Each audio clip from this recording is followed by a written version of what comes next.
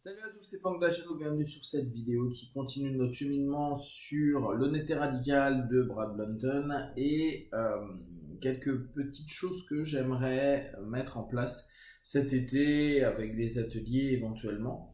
Alors, dans un premier temps, si vous cherchez un peu sur le web, vous allez trouver des articles en anglais et en français sur l'honnêteté radicale et comme je vous posais la question sur une autre vidéo si vous-même vous avez testé pendant quelques jours ou semaines cette méthode, avoir vos retours. Et j'ai trouvé un article que vous trouvez facilement en tapant honnêteté radicale Blanton.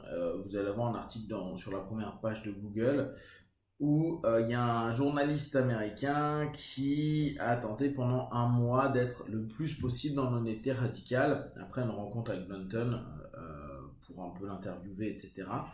Et il s'avère que ça a foutu la merde dans sa vie. Et je pense que très clairement, l'article est intéressant parce que ça nous donne une vision assez, assez claire de ce que ça peut mettre en place et surtout ce que ça peut déstructurer et les problématiques que ça va mettre automatiquement en avant d'appliquer cette méthode.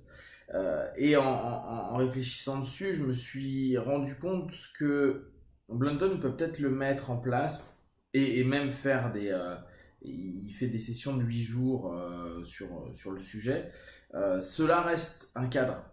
Et on revient à nouveau sur ce sujet-là qui, vous savez, moi, me tient à cœur ces derniers temps. C'est facile pour lui, comme maintenant, en tout cas maintenant, ça doit être plus facile pour lui. Au départ, je pense pas que ce soit simple, d'avoir maintenant ce statut d'honnêteté radicale. On sait que la posture qu'il prend et le cadre qu'il a créé entraîne une honnêteté radicale, donc une possibilité de le mettre en place. Vous, moi, quand on va le mettre en place, les gens ne nous connaissent pas ou ne nous connaissent pas dans ce type de posture-là et de cadre de tout dire, et il risque d'y avoir des problèmes.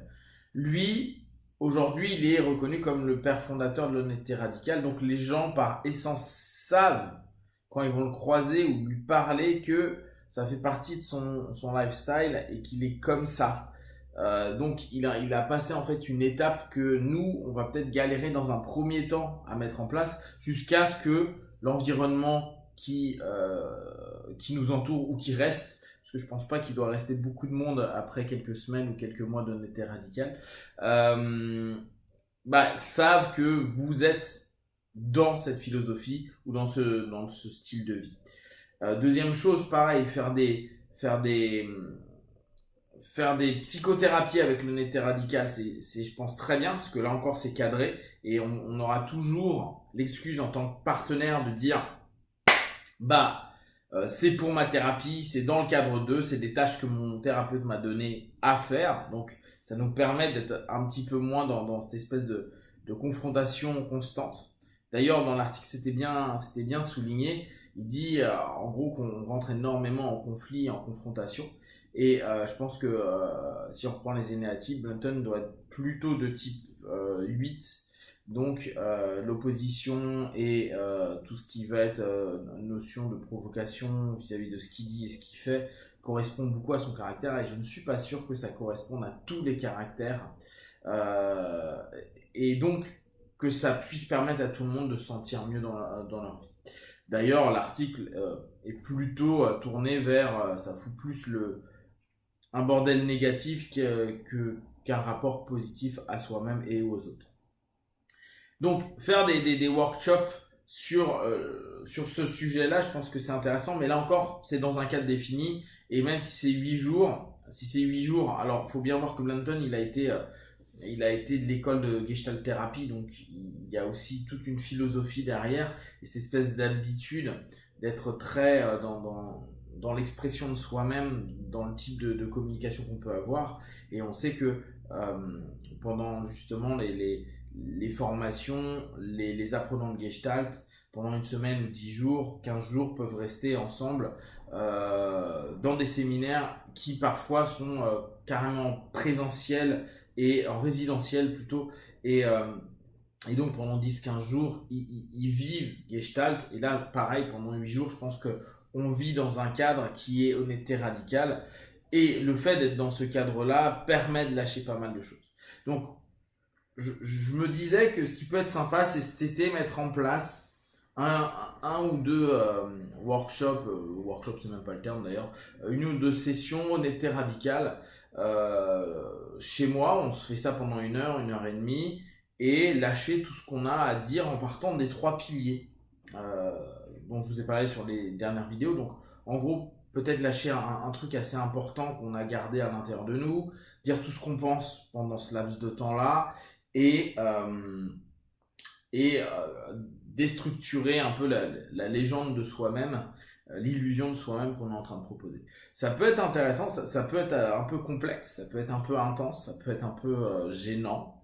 Je pense qu'il y a pas mal d'éléments qui peuvent se croiser dans cette espèce de cheminement. Néanmoins, je pense que ça peut être intéressant d'observer, de voir et de vivre cette notion-là, de se dire, ok, qu'est-ce que ça fait euh, si pendant ne serait-ce qu'une heure, dans un cadre défini et dans un cadre euh, acceptant, même si dès lors on peut dire ah bah en fait je t'aime pas toi, ou toi t'es arrivé, j'aime pas ta gueule, ou je me sens pas à l'aise quand t'es là, ou oh, tiens j'ai envie de toi, ou quoi. Bon, ça peut être un peu gênant parce qu'on n'est pas du tout habitué à ça, mais le cadre aidant, et je pense que la structure du cadre est importante, on peut se dire bah c'est 1 heure, c'est comme ça, et au moins je vais voir ce qui se passe dans mes émotions, dans mes sensations, est-ce que j'ai une libération, etc.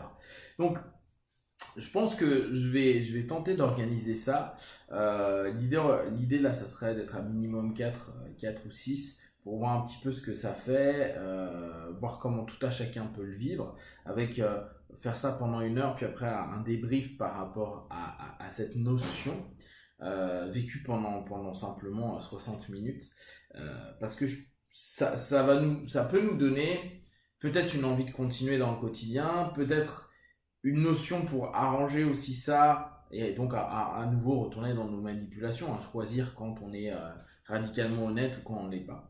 Euh, ça peut, euh, Ça peut permettre à certaines personnes qui sont un peu réservées de se dire j'ai un cadre pendant 1 heure d'honnêteté radicale. Parce que parfois, dire en cabinet vous avez le droit de tout faire, tout vivre, tout dire, tout exprimer, beaucoup de personnes ne prennent pas cette suggestion comme une réalité, et on s'aperçoit bien que parfois il faut des jours ou des semaines pour qu'il y ait un rapport où la personne se lâche complètement. Si d'entrée on me dit bah voilà, c'est à partir du moment où vous avez dépassé le pas de la porte, on est dans une honnêteté radicale pendant 1 heure, 2 heures, une journée ou une semaine, euh, il se peut que la transe dans laquelle on va rentrer accepte davantage cette suggestion, et donc l'expression de ce travail interne.